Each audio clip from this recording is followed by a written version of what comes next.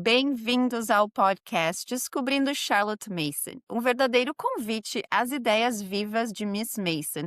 O nosso principal objetivo aqui é fornecer ferramentas práticas para você que busca oferecer uma educação viva às crianças ao seu redor.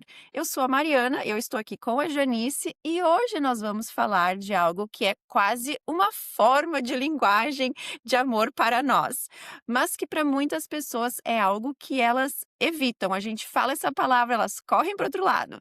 Nós estamos falando do planejamento e, mais especificamente, o planejamento de uma educação Charlotte Mason.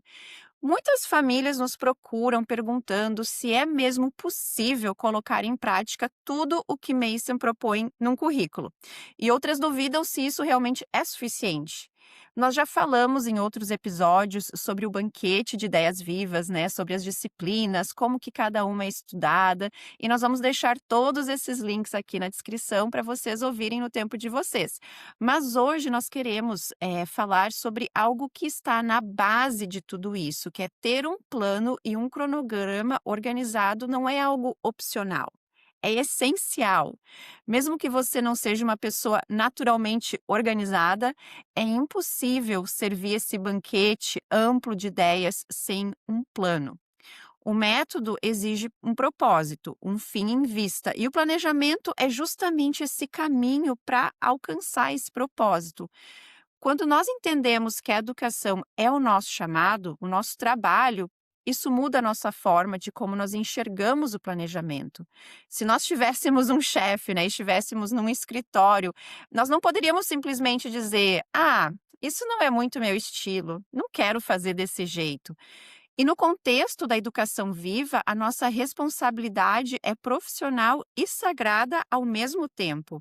É preparar a mesa com ordem e intenção para que o aprendizado floresça naturalmente. E claro que planejar não é ser legalista, não se trata de encaixar a vida dentro de uma planilha, mas de criar uma estrutura que sustente a liberdade, a alegria e a continuidade do aprendizado. E é isso que nós vamos conversar hoje, né, Janice? Eu estou empolgada aqui para falar desse assunto contigo. Exatamente, né, Mari? E o curioso é que Charlotte Mason não via esse planejamento como algo rígido, mas como uma forma de amor. E eu vejo que faz muito parte do executar o nosso amor pensante também. Eu não sei se você que está escutando esse episódio hoje é daquelas pessoas que acham, eu planejo, mas não consigo seguir o planejamento. Ou, eu não gosto de ter uma tabela de rotina porque isso me engessa, e engessa a minha vida, engessa a minha rotina. Mas nós queremos mostrar para vocês que o planejamento, na verdade, ele é o contrário. O que não pode é o seu planejamento ser o seu senhor, ele tem que ser o seu servo. E a gente vai ver muito isso dentro da metodologia da Charlotte, e ao longo desse episódio a gente vai conversar com você sobre essa importância do planejamento e como fazer esse planejamento. Então, Charlotte dizia que a educação é uma vida, e uma vida saudável ela precisa de ritmo, de ordem e de direção. Ou nas palavras da Charlotte, né, assim como o corpo precisa de nutrição, repouso e exercício, a mente também precisa de nutrição, repouso e exercício. E o planejamento ele serve para isso, para criar o espaço para essas ideias respirarem, para o tempo da família ser bem usado e para que o aprendizado aconteça dessa forma realmente leve, com alegria e não às pressas, não naquele improviso, não naquele tumultuado, porque o improviso, na verdade, é a armadilha do seu planejamento, né, você viver improvisando, aí parece que você nunca consegue fazer as coisas, que você nunca consegue dar conta, porque não vai dar mesmo, porque as coisas não estão organizadas, então a gente precisa dessa ordem. E nós vemos ali no livro Educação no Lar, que Mason vai falar, em especial sobre as lições de aula, que elas precisam ser ordenadas para o estudante, não é simplesmente: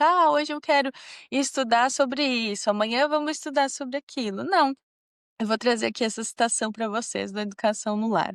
Em primeiro lugar, há um horário de aulas. escrito com clareza, para que a criança saiba o que deve fazer e quanto tempo cada lição vai durar. Essa ideia de trabalho definido a ser terminado em um tempo determinado é valiosa, não só para o hábito da ordem, mas para o da diligência. A criança aprende que um tempo não é tão bom quanto o outro e que não há tempo certo para o que não é feito em sua hora certa. Eu gosto muito dessa citação e eu lembro dela muitas vezes aqui durante o nosso tempo de aula e eu cito essa última frase para as minhas filhas às vezes em aula também, sabe? Que não há um tempo certo para o que não é feito na sua hora certa. Então, às vezes, você já viu um pouquinho sobre o método da lição aqui, já entendeu por que que elas são curtas, regulares e variadas, e a gente vai falar um pouquinho mais sobre isso ao longo desse episódio.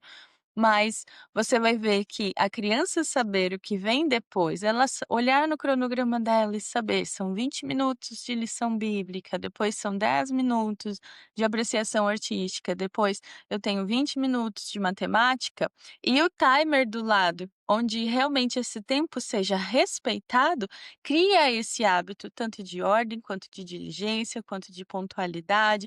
Ah, mas se não terminou agora? Você não se dedicou para completar o que você precisava terminar agora. Terminamos na próxima aula. E dentro desse planejamento é importante que o que vai ser feito pelo estudante seja feito dentro da capacidade dele de fazer em 20 minutos, de fazer em 10 minutos. Esse é o grande segredo, né? Porque aí você pega uma apostila que leva 40 minutos e você quer que o seu filho faça em 20, não vai conseguir completar ela com certeza nos 20 minutos. Então, ter esse olhar muda tudo, porque o planejamento não é sobre encaixar a sua vida na planilha, mas é sobre servir com propósito. Ele vai te trazer a segurança, a tranquilidade, ele vai te trazer a liberdade, né? E se a gente parar para pensar bem, a liberdade real, ela vem da estrutura, né? Não do improviso. Exatamente, né, como tu falou, esse improviso ele desgasta, porque a gente nunca sabe o que que vem depois e não consegue se planejar e se organizar. E se o trem sair do trilho, como a gente fala com frequência, ter esse planejamento vai nos ajudar a ver o que que é mais importante, o que que eu preciso executar e o que que eu posso deixar para depois, né, essas decisões conseguem ser tomadas com mais consciência. E a Charlotte Mason dizia também, como a Janice falou, que as lições são curtas para servir o banquete, isso é algo necessário, porque aí a gente consegue servir o banquete, né, a gente fala de banquete, que é o currículo, um banquete rico e vasto de ideias e também, algo muito importante, deixa tempo livre ao longo do dia. A gente não vai passar 6 horas, 7 horas, 8 horas do dia fazendo lições de aula, né, isso acaba sendo desgastante para a criança, ainda mais para uma criança pequena. Então a gente precisa ter, esse entendimento de tempo e estrutura para conseguir aproveitar as melhores partes do dia, para conseguir ordenar a rotina da casa, então tudo vai andar junto, né, nessa engrenagem. Então, as lições serem curtas são o segredo para oferecer um banquete de ideias e ainda deixar esse tempo livre para as ocupações da tarde. A gente tem um episódio que fala sobre isso, nós vamos deixar o link aqui na descrição. E uma coisa que a gente também fala com frequência é a ciência moderna confirma isso, né, de que o cérebro humano não mantém uma atenção profunda por pouco mais de alguns minutos seguidos, né, e hoje infelizmente a gente está vendo um declínio ainda nisso por causa das telas, mas, é interessante a gente ver que a Charlotte já via isso, né, como, algo muito precioso para o método da lição. Inclusive, né, Mari, a gente tem um e-book se chama Como o Cérebro Aprende Melhor, que é a ciência por trás do método da lição de Charlotte Mason. Nesse e-book, a gente compartilha com vocês as pesquisas modernas falando sobre isso, compartilhamos com vocês também indicações de livros, filmes e trazemos essa fundamentação do porquê as lições são curtas, regulares e variadas, que efeito isso tem no cérebro do estudante, como organizar um cronograma de aula. E se você deseja ter acesso a esse e-book Como o Cérebro Aprende Melhor, já vou deixar o convite para que você se inscreva no Retiro de Planejamento. Nós vamos ter agora no dia 24 de janeiro de 2026, um retiro de planejamento, onde nós vamos sentar com vocês e fazer todo o passo a passo para que você saia com seu ano letivo organizado, estruturado para iniciar as suas aulas. Então, no retiro, ele não vai ser só teoria, nós não vamos ficar só dando aulas e aulas para vocês. Vocês vão ter ali por cerca de 4 horas tempo de teoria, prática, teoria, prática. Nós vamos ensinar o passo a passo e já vamos falar. Agora vocês têm 5 minutos para preencher isso, 10 minutos para achar aquilo. Nós vamos direcionar vocês em todo esse planejamento para que vocês realmente comecem esse ano com estrutura que vai trazer essa liberdade, que vai trazer essa leveza. Então a gente vai deixar o link aqui embaixo desse vídeo para vocês se inscreverem no retiro. Se inscrevendo no retiro, vocês já vão receber o link para vocês poderem baixar o e-book Como o Cérebro Aprende Melhor também. Que é algo, esse e-book vai ser muito bom em parceria com esse episódio aqui, né, vocês vão lendo o e-book e vão vendo: "Nossa, é por isso que acontece assim". Então, é por isso que as lições são curtas, regulares e variadas, a neurociência nos mostra isso. E algo que às vezes é muito difícil para alguém que está começando no método Charlotte Mason agora, é entender que para os pequenos, né, quando a gente fala pequenos, ali as crianças que têm 6, 7, 8, 9 anos, as lições não passam de 20 minutos, esse é o teto. E para os maiores, né, os adolescentes, o teto das lições é 40, 45 minutos. Por quê? Porque a gente sabe que eles estão dando a atenção total deles e isso, né, desgasta o cérebro, usa os neurônios e a gente precisa entender que se a gente não aproveitar, essa atenção total e usar da melhor forma possível, eles vão desligar e não vai acontecer aquelas a ciência das relações, eles não vão adquirir o conhecimento, não vão conseguir narrar, enfim, é uma série de coisas. Então, a Charlotte já viu, provou isso, botou em prática e nos deu esse caminho, né. Dentro desse tempo também da lição, vai haver variações, né, uma parte vai ser leitura, outra parte vai ser narração, e a gente vai falar um pouquinho mais sobre as lições em si ao longo desse episódio. Então, a mudança de atividade, ela dá ao cérebro essa pausa natural sem precisar interromper a rotina com distrações, né. Muitas vezes a gente vê a criança perdendo ali o interesse, a gente tenta, fazer um joguinho, deixar a lição virar um entretenimento, quando na verdade a gente ajusta o tempo da lição, a criança dá atenção total, e aí ela consegue fazer aquela lição, passar para a próxima lição que vai ser diferente da primeira, e vai ter essas alternâncias, né. Então aqui vai entrar algo essencial, né, as crianças não fazem intervalos a cada lição, porque elas não vão perder o interesse, né, as lições acontecem uma após a outra com foco, ritmo e variedade. E depois também há um intervalo de 10, 15 minutos para brincar, para se movimentar, né, o famoso recreio, lá onde eu cresci no Rio Grande do Sul, a gente chamava de recreio, o recesso, a pausa, o intervalo. E nós vemos nos cronogramas de aula das escolas da União de Pais, da PNU, as escolas que usavam o currículo da Charlotte, que esse intervalo as crianças jovens também brincavam, cantavam e até faziam exercícios físicos. Então a gente entende que existe uma importância de ter um recreio, uma pausa, mas como que a gente usa esse tempo, né? Aqui em casa, às vezes, os meninos, se tá um dia bom, vai correr na rua, depois volta, ou a gente faz alguma coisa juntos, né? Então, tudo vai depender aí da idade, do ritmo da casa de vocês. Mas durante as lições em si, o tempo é respeitado e o trabalho, ele é intencional, e a gente precisa ser esse exemplo, a gente precisa mostrar isso e ajudar os nossos filhos no desenvolvimento desses hábitos. E isso nos mostra também a diferença entre fazer muito e fazer bem, né, como a Janice falou lá no início daquela citação, não existe um outro tempo melhor para realizar aquilo que a gente precisa fazer naquele determinado momento. E como que eu se eu der o meu melhor, né, se eu prestar atenção, se eu focar. Até ontem o meu filho caçula, tipo, ele estava no fim da manhã de aula e ele olhou a última lição, e eu sei que é um livro que ele gosta de ler, e ele assim: "Ah, eu não quero fazer essa lição agora". Aí eu assim: "Mas", aí ele: "Eu devo fazer essa lição agora". Mas ele sabe que aquela lição tem 20, 30 minutos de duração, e aí depois que ele fizer, ele terminou. Então ele, por mais que ele não queira, ele está treinando a vontade dele ali para entender que eu não quero, mas eu devo, e eu vou dar o meu melhor, porque assim que eu acabar, eu tô liberado.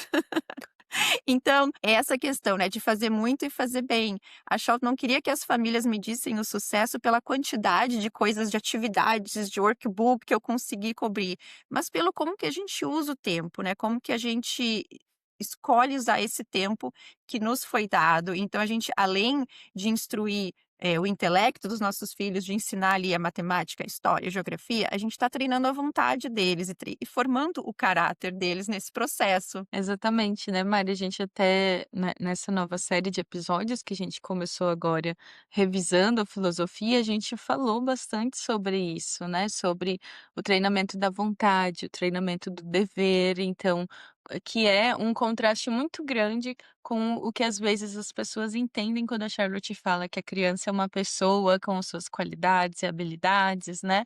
E você vê a criança como uma pessoa não quer dizer que ela vai fazer a vontade dela, porque isso é obstinação. A Charlotte vai falar justamente o contrário, de você treinar essa criança para que ela entenda diferenciar entre eu quero e eu devo, para que a vontade dela seja bem treinada, para que ela se empenhe naquilo que é necessário ela fazer. Tudo isso faz parte de ver a criança como uma pessoa, como um ser eterno em educação, e não ao contrário, né? E aqui a gente vê essa diferença muito grande da Charlotte com o construtivismo, que às vezes as pessoas misturam e acham que só porque ela está falando de olhar a criança como uma pessoa, ela quer estar falando a mesma coisa que o construtivismo, é totalmente oposto, né? Então, na prática, o que que a Charlotte sugeria de tempo de duração de aula? Vocês viram ali que a Mari falou, né, são cerca um teto máximo de 20, 30, 45 minutos, dependendo do nível do estudante, por lição. Só que num dia de aula, eles têm várias lições. Então, num dia de aula, as lições são curtas, regulares e são variadas. Então, não quer dizer que você vai fazer 45 minutos de aula inteira ou que 20 minutos vai ser a sua lição inteira. Não, isso quer dizer que durante você vai ter várias lições de no máximo 20 minutos, várias lições de no máximo 30 minutos. Então, em média, o teto da duração do seu período de lições de aula, que é esse período que você vai planejar as lições para o seu dia a dia, vai ser ali para as crianças do nível 1, que seria da primeira até a primeira, segunda e terceira série. Vai ser ali em torno de 2 horas e meia, no máximo. Sendo já todo esse tempo contando o intervalo no meio para que elas brinquem, como a Mari falou ali, né? Contando esse intervalo de 10, 15 minutos. Depois, a partir do nível 2, ele vai começar ali cerca de 3 horas. E para os mais velhos, vai chegar a no máximo 4 horas ali até o ensino médio, mas sempre respeitando essa regularidade e essa variedade de lições. Então, quando a gente olhar para o cronograma, a gente vai ter várias lições curtas, regulares e variadas num mesmo dia da semana, né. Então esses blocos já incluem esse intervalo para brincar e vão deixar o restante do dia livre, cerca de 20 horas na semana para todas as outras coisas da vida. Cuidar da casa, descansar, brincar, explorar a natureza, atividades manuais. Isso inclui você, pai, mãe, educador também, porque você vai perceber que você consegue dar conta com essa rotina planejada. Envolver os seus filhos na rotina da casa, na rotina do lar, nas tarefas, também é uma atitude de amor e serviço à família, né? Assim como você se empenha, mãe, em servir a sua família, em amar a sua família, cuidando da alimentação, cuidando da organização, da limpeza da casa, os seus filhos precisam ser treinados nesse amor e serviço ao próximo também. E o lar é o melhor lugar para eles começarem a aprender a servir uns aos outros dentro da família, né. E eu falo com a minha filha muito sobre isso, assim, ela fica eu vejo hoje uma alegria nela. No começo é diversão, né, as crianças acham o máximo. Aí depois quando passa a ser uma obrigação, elas falam assim: "Nossa, tem que lavar a louça de novo". Mas depois quando a gente trabalha o hábito e eles entendem que isso é uma atitude de amor e serviço, eles se oferecem. Sabe, muitas vezes eu tô cansada e daí eu tenho que fazer o almoço, eu tenho que fazer a janta ainda, daí minha filha vem: "Mamãe, o que que eu faço pra você? Eu estou muito cansada hoje". Ela se oferece para servir. Então, vira aquela chave, só que não vira sozinho, tudo isso vem dentro do seu planejamento também, né, de entender. Então envolver os seus filhos nessa rotina vai ser muito valioso para eles. Esses dias a minha filha estava conversando comigo. Ela falou: "É, mamãe, porque às vezes eu vejo vocês conversando, e daí eu vejo tem umas pessoas, assim, que casam e não sabem fazer comida, casam e não sabem cuidar da casa, casam, e aí quando tem filho não sabe cuidar das crianças. E eu já sei trocar fralda, eu já sei dar banho, eu já estou aprendendo a fazer comida, eu já sei limpar a casa".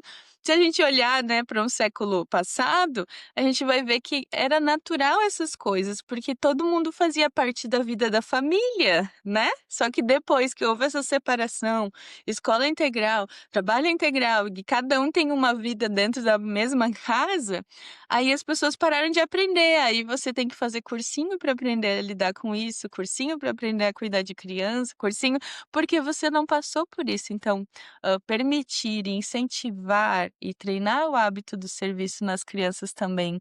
Por isso ter esse tempo livre à tarde, sabe, não encha de atividades extracurriculares a sua semana inteira, porque isso vai sobrecarregar e vai fazer com que você deixe de trabalhar essas coisas que são importantes para a vida, né, do seu filho. Não só da criança agora, mas para a vida dele adulta. Então pense nisso, né, o que você está formando agora com o seu filho vai se estender para o caráter, vai se estender para a vida dele adulta e tudo isso é muito importante. Então, essas horas da tarde, elas são muito preciosas, né, elas são tanto esse tempo que a criança tem de assimilação para processar o que ela aprendeu nas lições da manhã, enquanto ela brinca livremente, explora o quintal, imagina, aqui eles estão sempre brincando de algo que eles leram nas histórias, né, nos livros, eles estão sempre inventando, ou se vão viajar para algum lugar, vai ser algum lugar da geografia. Então, as lições se tornam parte até mesmo das brincadeiras, né.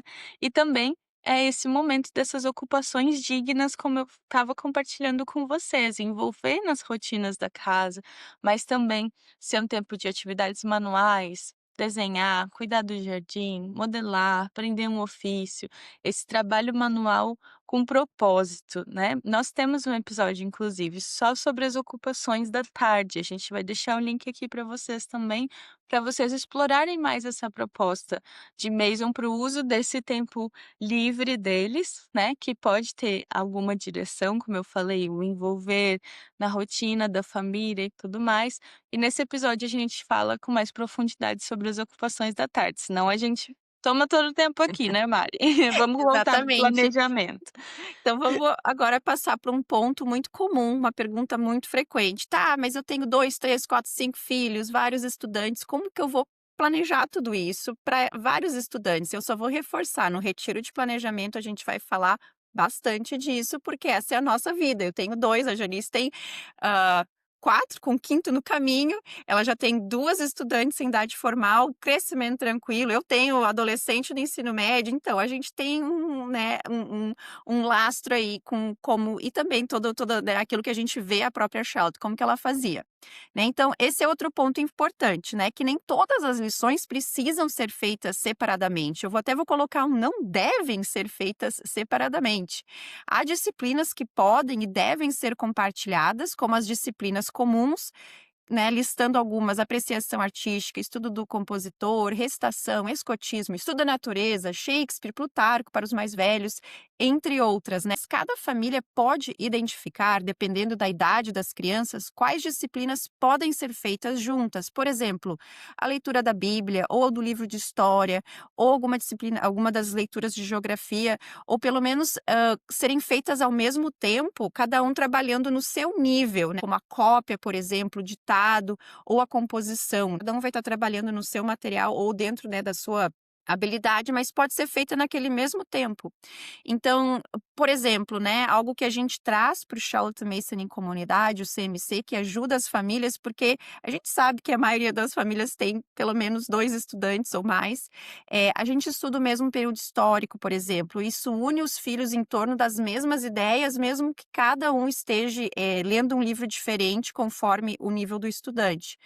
E isso é um descanso enorme para nós, mães e pais educadores, que planejam um cronograma de aulas, né. Isso traz, muita praticidade para nós nesse sentido, né. Cada criança pode trabalhar no seu próprio material, um faz a narração oral, outro faz a narração escrita, mas o tema comum cria conexão e economiza o tempo, né. Eu vejo aqui, por exemplo, a gente estuda o mesmo período histórico, cada filho trabalha num livro diferente por causa do nível deles.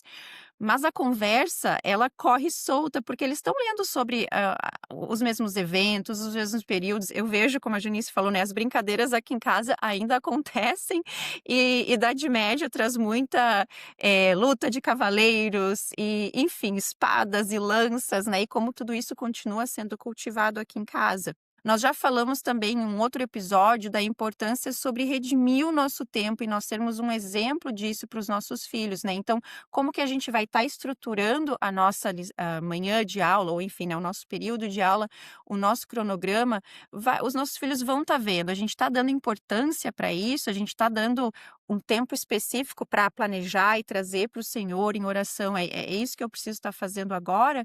E com os mais velhos, eu incluo eles nesse processo, às vezes eu pergunto: "Nossa, Eric, tu acha que tá bom, assim, eu fazer essas aulas? Qual é a tua opinião? Me dá o teu feedback", né, porque ele já está nessa educação há bastante tempo.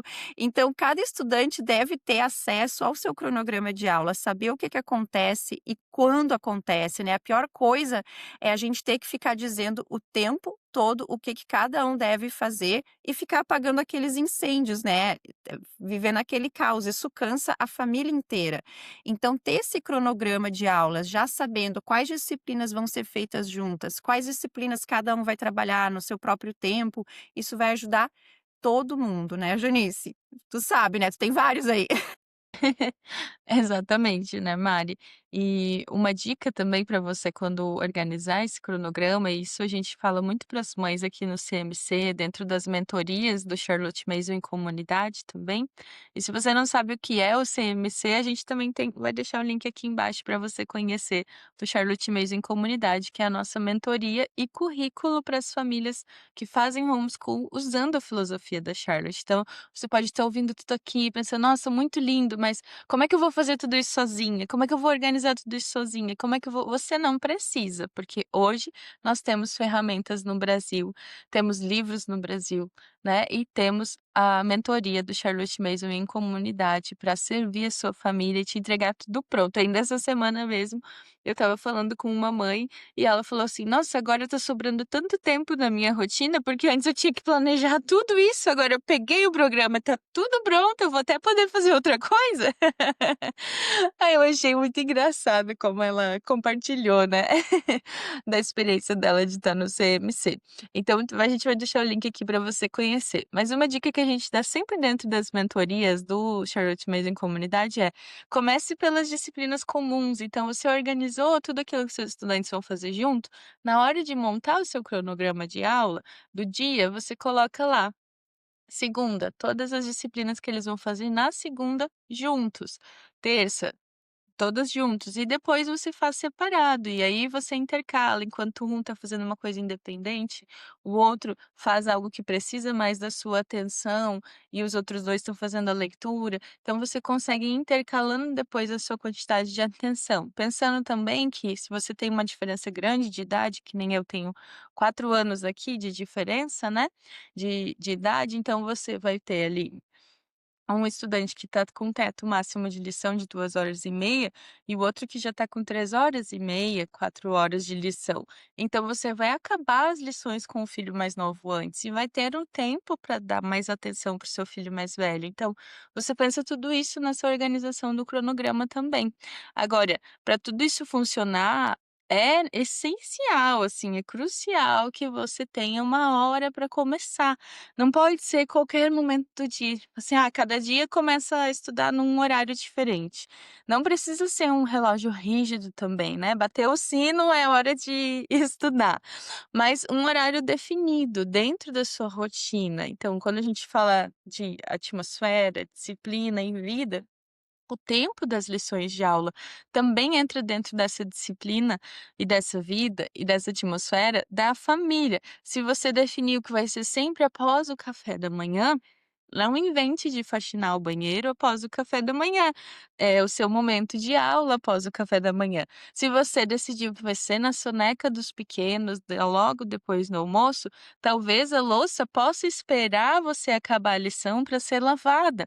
Porque se os seus pequenos estão dormindo, essa dica já ajudou muitas mães de CMC também, né?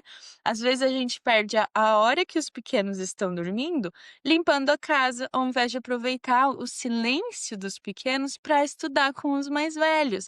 Então, se você acabou o almoço, tirou a mesa, aquela organização básica toda a família faz junto, rapidinho, e aí você senta para estudar, você aproveita melhor o tempo de silêncio enquanto os menorzinhos estão dormindo. Eu faço isso aqui em casa também, né? Estou falando do meu dia a dia para vocês. Então, quando é necessário, faça isso, sabe, não vai ter problema nenhum a louça esperar algumas 2, 3 horas a mais ali para ser lavada. Então pense em coisas que vão realmente facilitar, mas que vão ser fixas para sua família, para que os seus filhos já saibam, agora é a hora de estudar. Porque se for inconstante, o seu estudante vai demorar tanto para pegar o gosto por estudar, pelo aprendizado, quanto porque às vezes ele vai estar numa brincadeira muito legal e você vai interromper para estudar e daí ele vai ver: "Ai, tem que estudar hoje". Mas não é porque ele não goste de aprender ou porque ele não gosta de estudar, é porque você interrompeu algo que ele estava fazendo que era muito interessante. Agora, se ele sabe que ele vai tirar a mesa depois daquela refeição e vai sentar para estudar, isso vira um hábito, sabe. Às vezes as minhas filhas já me chamam: "Vamos mamãe". Então assim, sabe que não é a hora de você inventar uma limpeza, não é hora de você ver mensagem no WhatsApp, separe esse tempo de estudo realmente como algo sagrado na sua casa. Pensa se você tivesse um trabalho, né, como uma vocação. Você não diria para o seu chefe: "Ah, isso não é o meu estilo. Ah, daqui a pouco eu faço". Não, você iria fazer. Então eu, por exemplo, no horário de aula, a gente não fica nem no WhatsApp, né, eu e a Mari, a gente sabe quando uma e quando a outra tá dando aula. Aí, às vezes, a gente até manda uma mensagem, mas a gente já fala: "Ó, amiga, eu sei que você está em aula, não responde agora e quando acabar as lições tu me responde". Porque a gente já elimina esse hábito de ter o celular ali, de ter o Instagram, pegou, tirou uma foto, tira a foto e some com o celular de novo, para você não se distrair, porque é importante você entender que aquele momento é o seu trabalho. Eu realmente entendo como isso, sabe, as lições de aula, o nosso homeschool aqui. É o meu ofício, é um trabalho que o Senhor me deu para fazer com as minhas filhas, então eu vou fazer com diligência. Isso não quer dizer ter um horário rígido, mas eu tenho um planejamento. As lições acontecem sempre após o café da manhã ou quando tem crianças menores depois ali no horário da sonequinha, depois do almoço. Mas elas já têm essa regularidade, elas têm o cronograma, e isso nos ajuda a ter constância, a ter diligência. Dentro do Charlotte Mason Comunidade, para que esse planejamento seja feito e você consiga registrar, nós temos o Planner Logbook, que ele serve tanto para você registrar as lições que você já fez, quanto para você acompanhar o progresso e reorganizar a semana quando algo foge do plano. Você ficou doente, alguém ficou doente ou teve que fazer uma viagem, imprevistos vão acontecer. E é por isso que esse registro ele vai te dar a estrutura, mas vai te dar a leveza de você poder reorganizar, continuar de onde você parou, sabe? Não precisa voltar a revisar tudo e tentar fazer todas as coisas ao mesmo tempo. Não, respira, continua de onde você parou, porque isso é importante. Inclusive, para quem participar do retiro de planejamento com ingresso VIP, porque nós temos 2 ingressos para o retiro, um gratuito para que você apenas assista ao retiro e um ingresso VIP que te dá acesso aos materiais do retiro e a gravação do retiro por 7 dias, além de outros bônus para você também. O Planner Logbook, ele está incluído como um material do retiro, então vocês vão ter acesso a algo que só faz parte do CMC, para planejar durante o retiro de planejamento. Então clica no link aqui embaixo e já garante o seu ingresso VIP. Uma coisa que a gente ama lembrar também é que o planejamento ele precisa ser feito com descanso para a mente, né. A Charlotte era a favor das mães e ela não era a favor das mães, professores virando à noite preparando aulas. Às vezes você vira à noite recortando coisa e preparando aquela apostila que vai levar 5, 10 minutos para o seu filho fazer e acabou. Ela dizia que o professor precisa de frescor e alegria para ensinar, e você ter esse seu planejamento com lições curtas, regulares, variadas, com livros vivos, com cronograma ordenado, vai te trazer justamente esse frescor e essa alegria de ensinar, porque é muito leve, né, Mari, as lições de aula. Tem dias, é claro, que às vezes um estudante está mais molengo, né, tá sem vontade. A gente tem dias assim na nossa vida também. Mas nesses Certeza. dias, que nem a Mari falou, né, o dever prevalece, eu me empenho em fazer isso aqui. Mas na maior parte dos dias é realmente essa alegria, essa leveza de ensinar, e tanto para os estudantes aprenderem, quanto para a gente estar ali com eles. Exatamente. Eu vou reforçar esse ponto, porque eu sei que nós, mães, pais, super bem intencionados, às vezes viramos à noite, vamos até tarde, aí a gente acorda no outro dia e a gente consegue dar o melhor para nossa família e para nossa casa. Por isso que esse planejamento, ele não é feito em isolamento, né, o planejamento das aulas, ele não é feito de forma isolada do resto da realidade. Então, assim, já pense, né, tanto é que o primeiro passo para planejar, talvez você já tenha ouvido a gente falar de 7 passos para planejar, é começar em oração, é pedir para o Senhor discernimento, e pensar quando que eu vou separar um tempinho para eu fazer essa organização. Né, esse planejamento maior do ano, a gente recomenda que seja feito no período de férias, onde você tem mais flexibilidade, na sua na sua rotina. Mas esse planejamento da semana a semana, né, ver como é que tá indo, registros, é preciso que a gente também coloque isso na nossa rotina pessoal. Eu vou fazer no sábado de manhã, vou fazer sexta-feira à tarde. Eu cheguei a um ponto aqui com 2 filhos mais velhos que eu faço durante a manhã, enquanto eles estão trabalhando em missões independentes, eu tenho que ser muito intencional. Eu já estou com o meu planner logbook ali, eu já estou olhando o que que eu preciso fazer para a próxima semana, já estou pensando o que que eu preciso imprimir.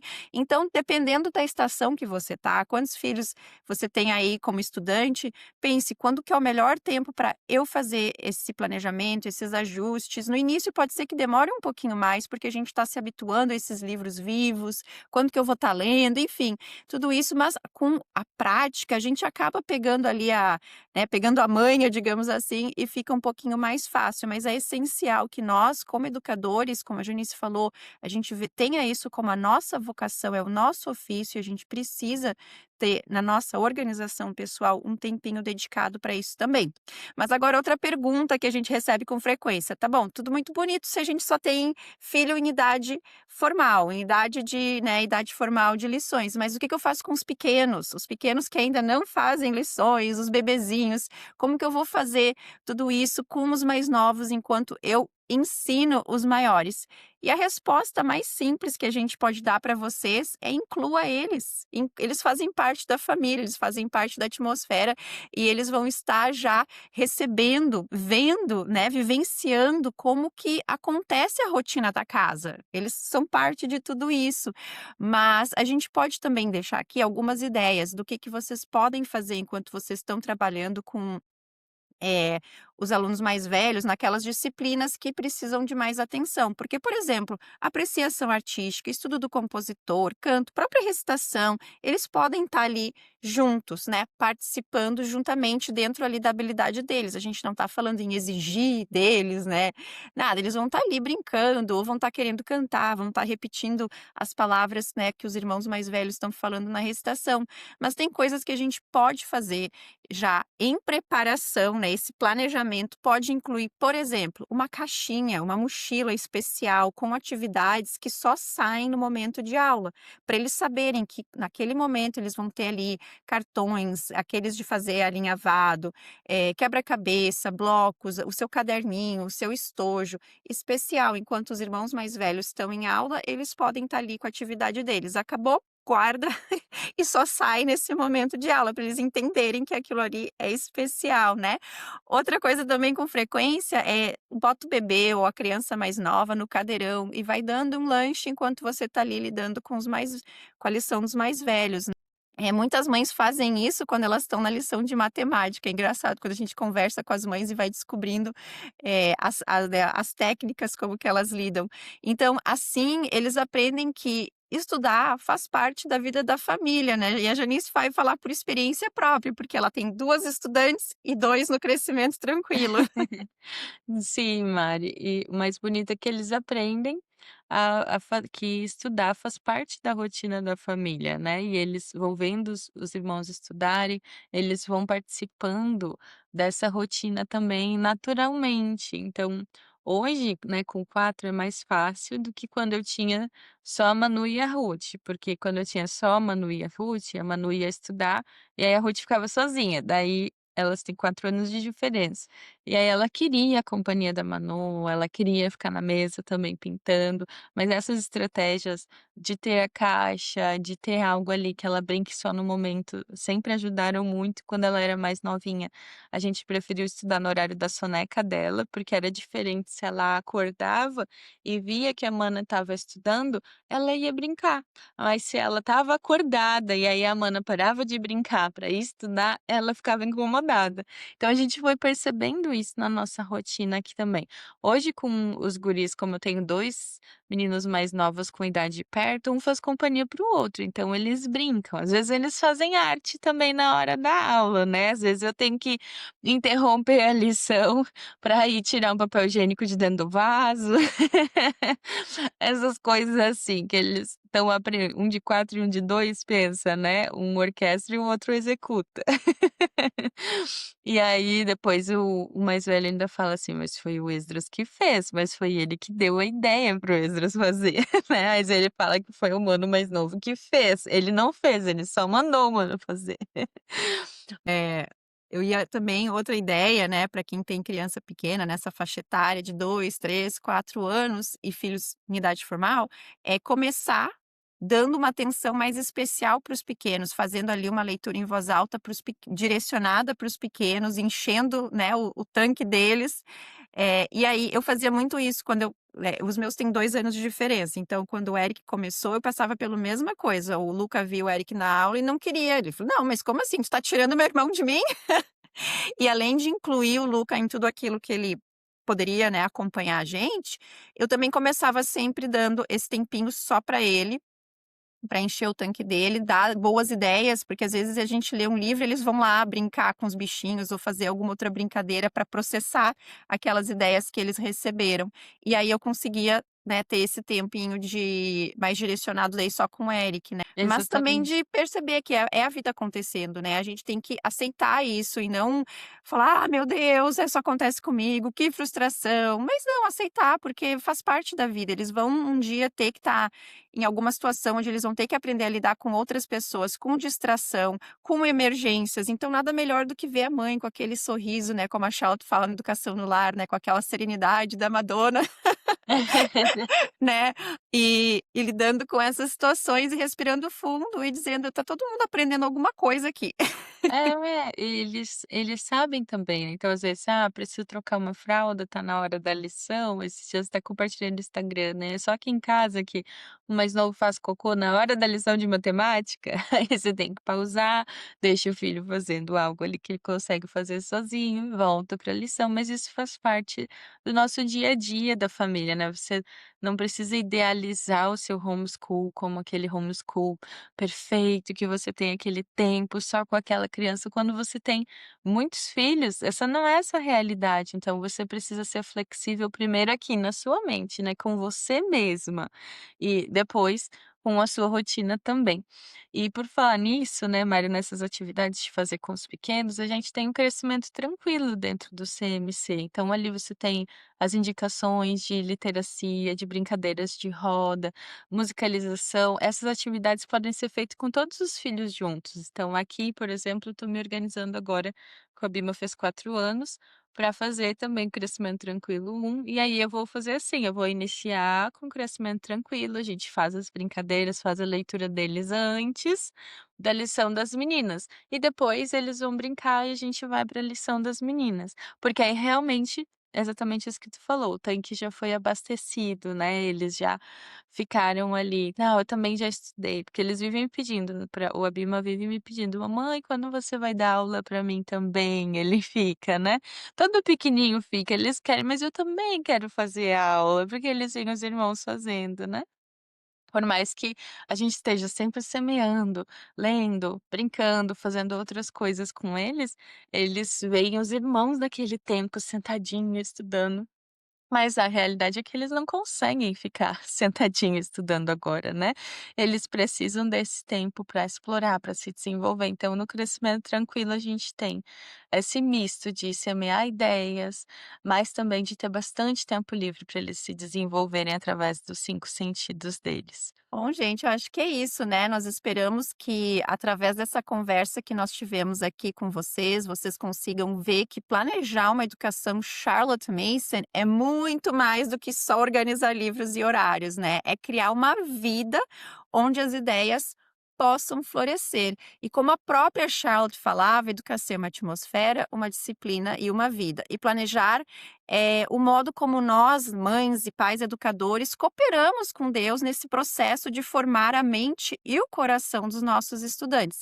E se você deseja mais ajuda prática para colocar tudo isso em ordem, como a Janice falou, o CMC está aqui para servir vocês. E nós temos um módulo inteirinho com várias aulas explicando como fazer o planejamento com guias, exemplos, cronogramas e o acompanhamento através das mentorias mensais.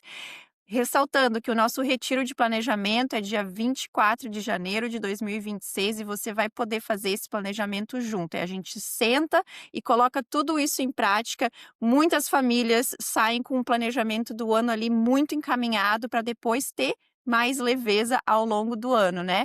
E se você quer conhecer o Charlotte Mason em comunidade nesse tempo antes do retiro, a gente vai deixar o link aqui para você agendar a sua consultoria gratuita com a nossa equipe e ver como que nós podemos servir você nessa jornada educacional da sua família.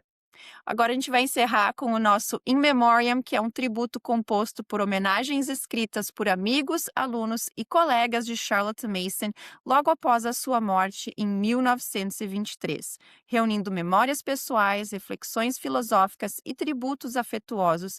In Memoriam revela a profundidade de seu legado por meio das vozes de quem a conheceu de perto. Mais que uma biografia, é um retrato vivo da mulher cuja vida foi de fato pelo bem das crianças. E o trechinho de hoje vem da Elsie Kitchen, que era o braço direito da Charlotte e que assumiu a diretoria da PNU e de todos os projetos e trabalhos que a Charlotte tinha após o falecimento dela. Então a Elsie falava o seguinte: sua capacidade de atenção era igual àquela que ela exigia das crianças. Ela dedicava toda a sua atenção a tudo o que exigisse isso. Um livro, uma conversa, detalhes domésticos. Sua percepção do caminho da vontade e do caminho da razão a tornava vigilante para que a aluna ou criança que ela orientava não se perdesse na teimosia ou no pensamento distorcido. É certamente raro que um filósofo traduza sua filosofia na vida prática, como a senhorita Mason fez. Muitos filósofos se contentam com a alegria suprema do esforço intelectual.